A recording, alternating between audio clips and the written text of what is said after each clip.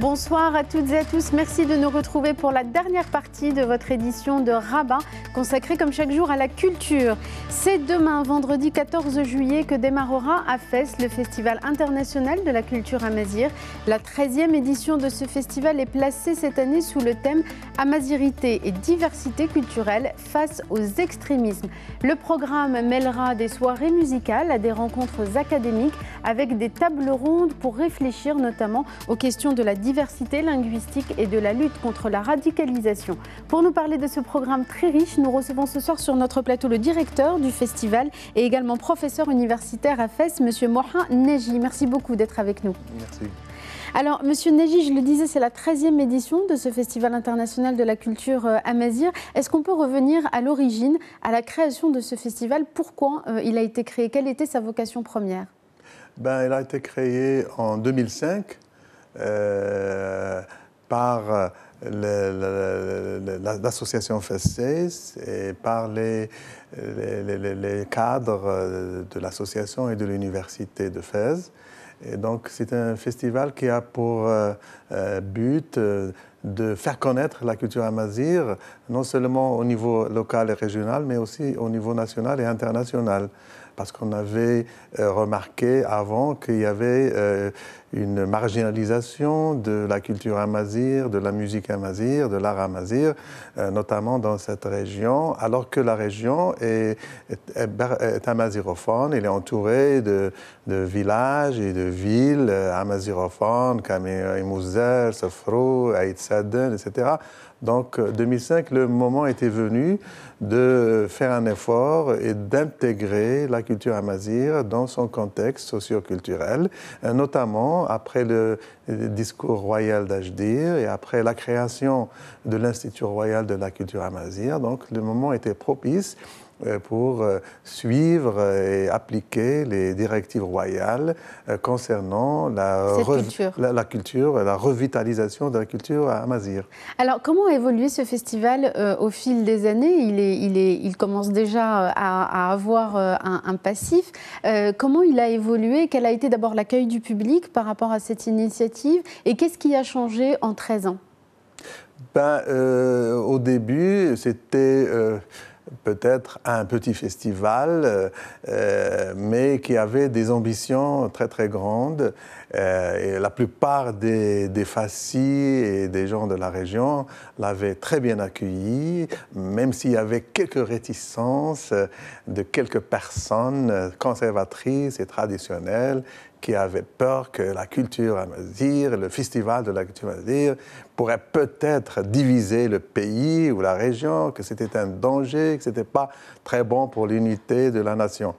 Et au fil des années et des éditions précédentes, nous avons prouvé que le Festival de la culture amazigh est un festival inclusif de tous les Marocains et qui cherche justement à respecter et à consolider la cohérence sociale et nationale et la diversité culturelle au sein de notre pays. Finalement, c'est un patrimoine en partage. Ce festival permet de partager un patrimoine qui est commun. Exactement, c'est le but principal, c'est de partager cette culture avec le reste des Marocains, francophones ou amazigophones ou arabophones, et surtout cibler les jeunes pour les sensibiliser de l'importance de leur culture d'origine, de leur culture nationale, et que la culture amazigh est une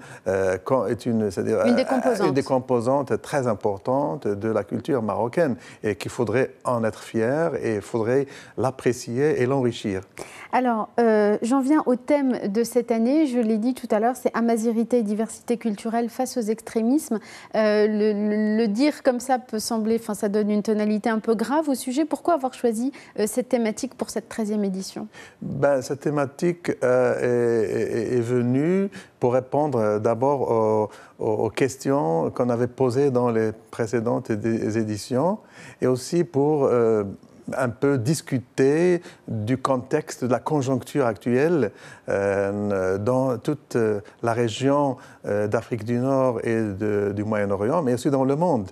on regrette d'observer la montée des extrémismes religieux, ethniques, linguistiques, etc., un peu partout dans le monde, notamment dans notre région.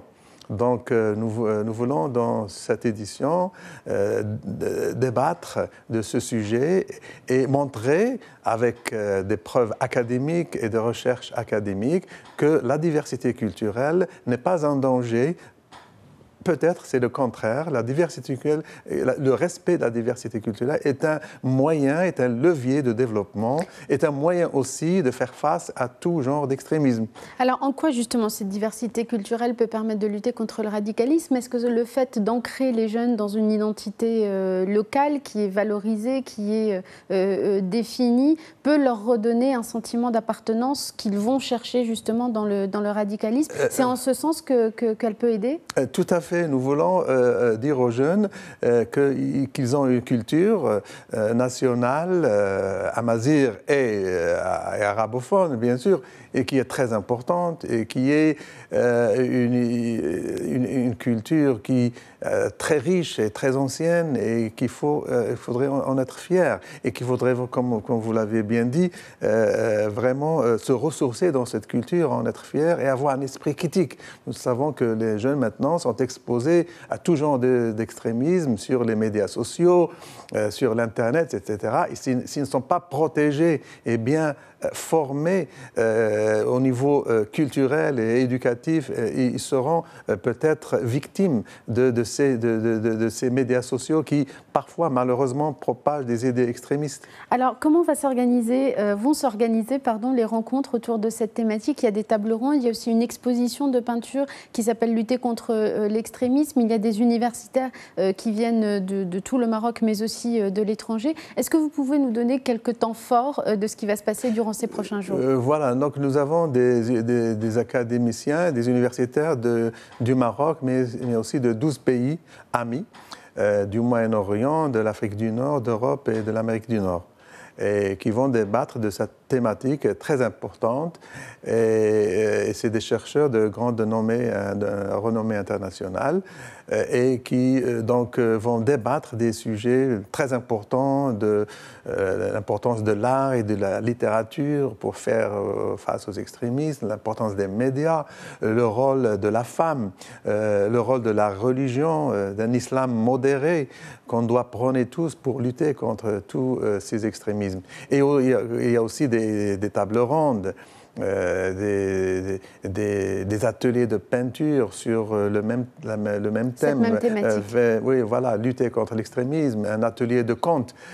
Aussi pour les jeunes étudiants, des lectures de poésie, tous tournent autour de la même thématique, comment lutter contre tout genre d'extrémisme. Une dernière question, il nous reste une petite minute, Monsieur Nagy. On n'oublie pas le côté festif du festival, il y a cette réflexion grave et sérieuse, mais il y a aussi le côté festif avec une programmation musicale. Est-ce que vous pouvez nous en dire un mot pour terminer? Oui, nous avons un programme artistique très riche et très varié. Nous avons des concerts de la musique amazigh, du Moyen Atlas, du Rif et du Souss. Et nous avons aussi des concerts de catalans, de flamenco, des concerts de culture, de musique populaire italienne et également des concerts de musique populaire marocaine.